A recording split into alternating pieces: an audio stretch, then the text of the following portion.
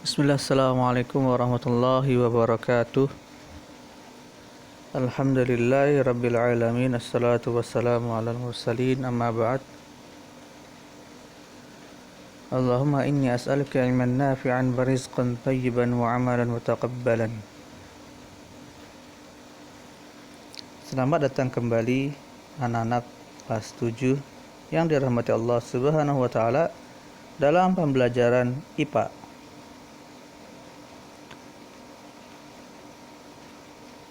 Anak-anak kelas 7 yang dirahmati Allah, semoga anak-anak semuanya dalam keadaan sehat walafiat dan tetap semangat dalam mengikuti pelajaran. Pada pembelajaran sebelumnya, kita sudah mempelajari tentang struktur bumi dan lapisannya. Bagaimana bumi itu memiliki lapisan litosfer, hidrosfer, dan atmosfer. Pada pembelajaran kali ini, kita akan lebih luas lagi mempelajarinya, yaitu tentang sistem tata surya. Ada apa sajakah di dalam sistem tata surya kita? Ada benda angkasa apa saja yang ada di sana? Dan planet apa saja yang terdapat dalam tata surya kita?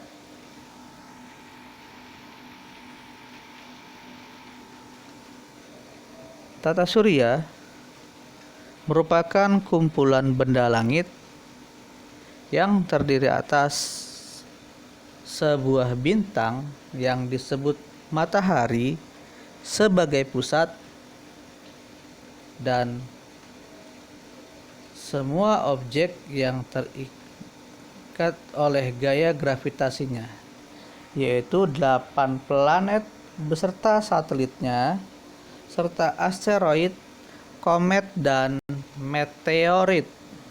Meteoroid. Itulah yang disebut sebagai tata surya. Jadi, tata surya itu pertama ada bintangnya, yaitu matahari sebagai pusat gravitasi. Kemudian, benda-benda yang mengelilinginya apa saja, yaitu berupa planet, kemudian satelitnya dari planet tersebut, dan juga ada komet yang mengitarinya, dan juga meteorit serta asteroid. Maka itu disebut sebagai tata surya. Dan tata surya kita termasuk dalam galaksi Bima Sakti.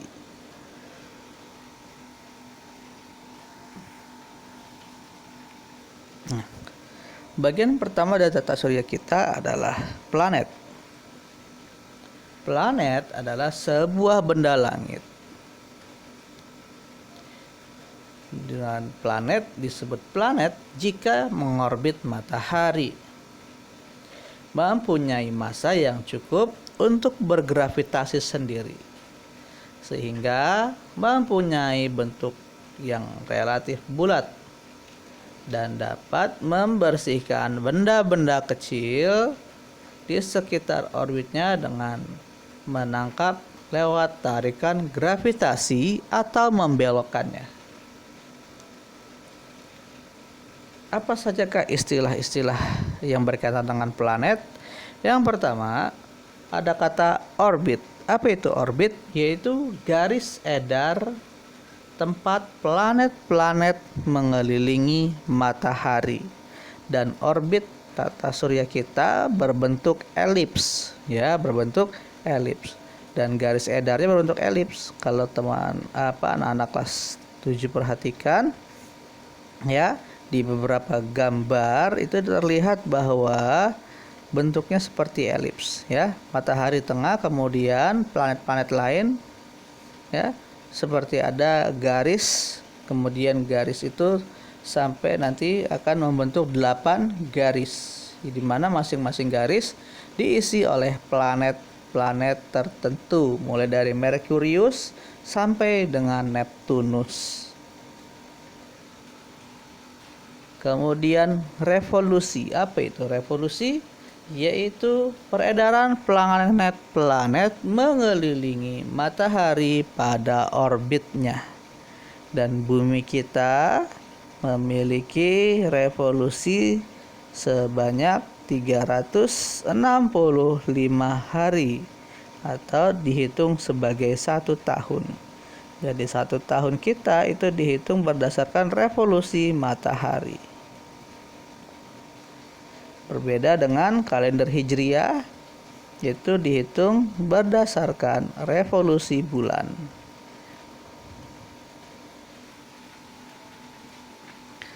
Yang ketiga adalah kala revolusi, yaitu waktu yang diperlukan planet untuk bergerak mengelilingi matahari.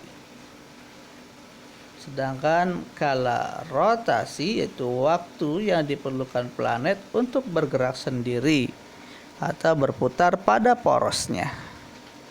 Dan waktu untuk masing-masing tadi untuk revolusi adalah 365 hari dan untuk rotasi adalah 24 jam. Bidang ekliptika yaitu bidang orbit bumi, ya, bidang orbit bumi itu tadi yang bentuknya seperti elips. Kemudian planet kita dibagi menjadi dua, ada planet dalam dan juga planet luar. Planet dalam diantaranya ada Merkurius, Venus, Bumi, dan Mars. Sedangkan planet luar ada Jupiter, Saturnus, Uranus, dan Neptunus. Antara planet luar dan planet dalam dipisahkan oleh sabuk asteroid.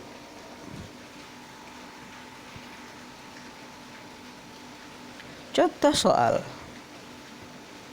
Mengapa terdapat perdebatan bahwa Pluto tidak lagi digolongkan ke dalam kelompok planet sistem tata surya? Kalau zaman Pak Guru dulu waktu belajar tingkat SMP, Pluto masih merupakan bagian dari sistem tata surya kita. Tetapi saat ini Pluto tidak lagi menjadi sistem tata surya kita. Mengapa? Nah, inilah jawabannya. Syarat sebuah benda langit dapat dikatakan planet. Yang pertama, mengorbit matahari. Kedua, berukuran cukup besar, mampu mempertahankan bentuknya yang bulat. Yang ketiga, memiliki jalur orbit yang jelas dan bersih.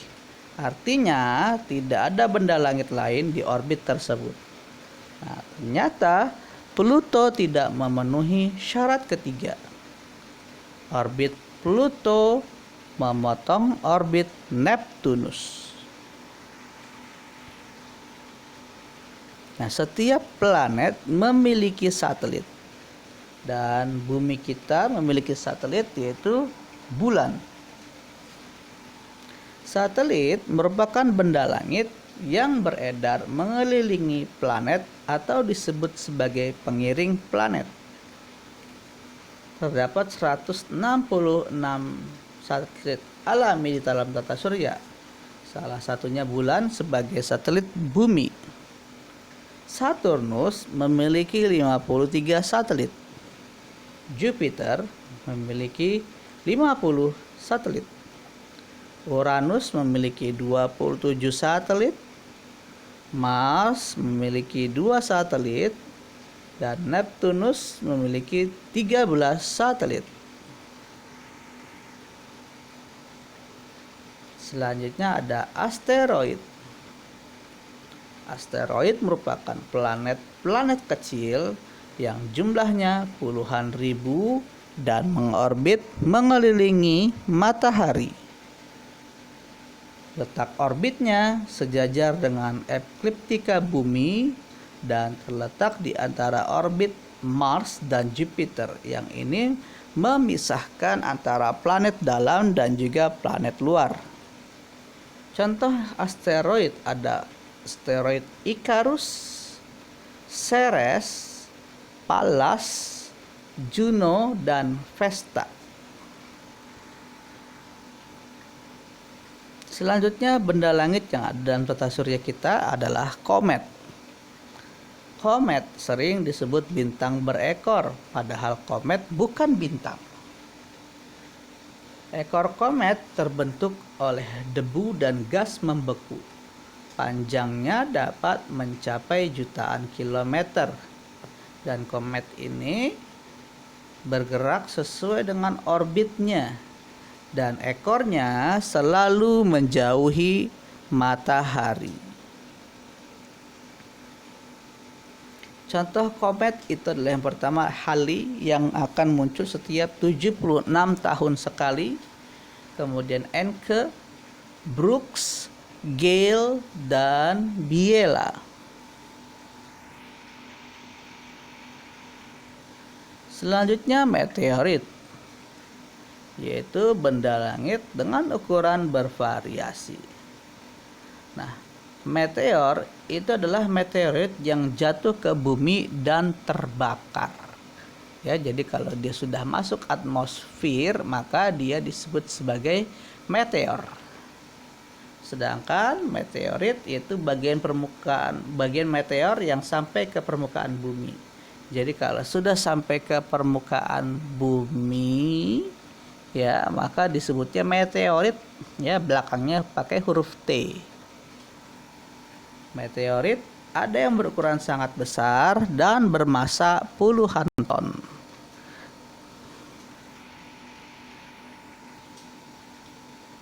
Bumi dan bulan mengelilingi matahari. Semua benda langit yang ada dalam tata surya seluruhnya mengelilingi matahari, khususnya bumi dan bulan yang kita di sini menempati bumi dan kita bisa melihat bulan sebagai satelit dari bumi.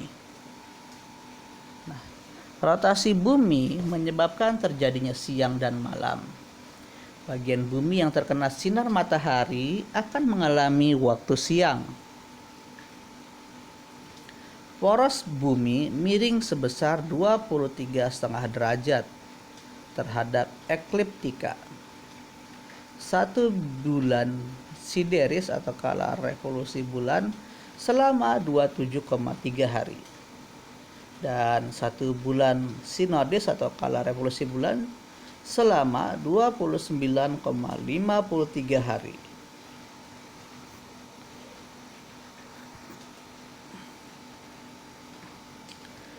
Gaya gravitas. Nah, gaya gravitasi ini merupakan gaya tarik-menarik yang terbentuk antara dua benda.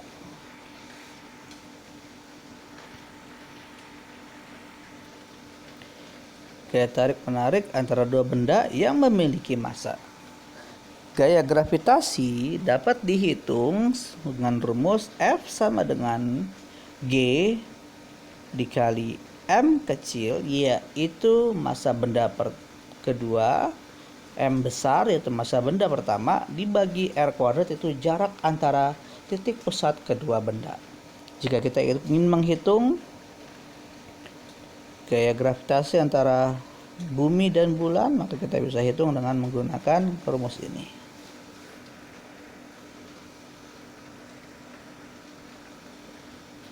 Selanjutnya kita akan belajar tentang hukum pergerakan planet.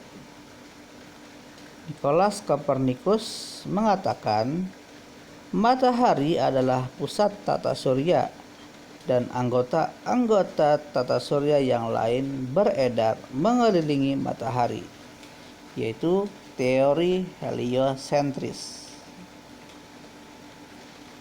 Kemudian Johannes Kepler mengatakan di mana dalam hukum Kepler satunya orbit setiap planet berbentuk elips dan matahari terletak pada salah satu fokusnya.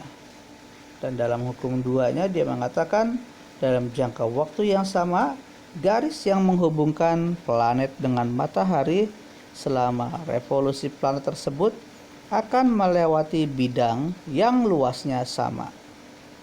Dan hukum ketiganya mengatakan kuadrat kala revolusi planet-planet berbanding lurus dengan pangkat 3 jarak rata-ratanya dari matahari. di mana T1 sama dengan skala revolusi planet pertama, T2 skala revolusi planet kedua, dan A1 jarak antara matahari dan planet pertama, dan A2 jarak antara matahari dengan planet kedua. Atau rumusnya menjadi T1 kuadrat berbanding T2 kuadrat sama dengan A1 pangkat 3 berbanding A2 pangkat 3. Apakah pengaruh radiasi matahari terhadap kehidupan bumi?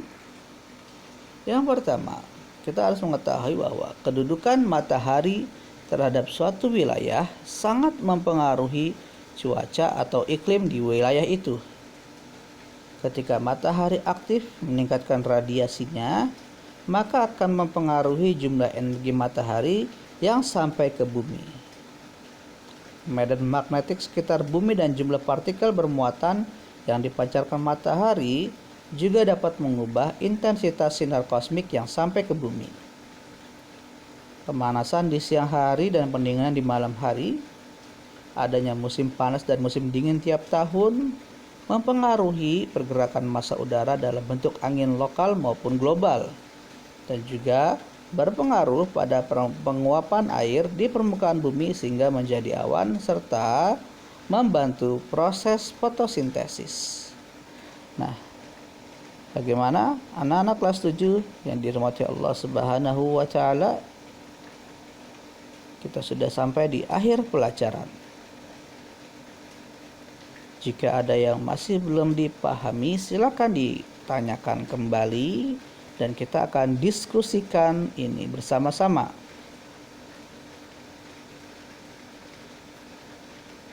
Untuk selanjutnya, pada pekan depan kita akan banyak melakukan tugas-tugas dan proyek-proyek.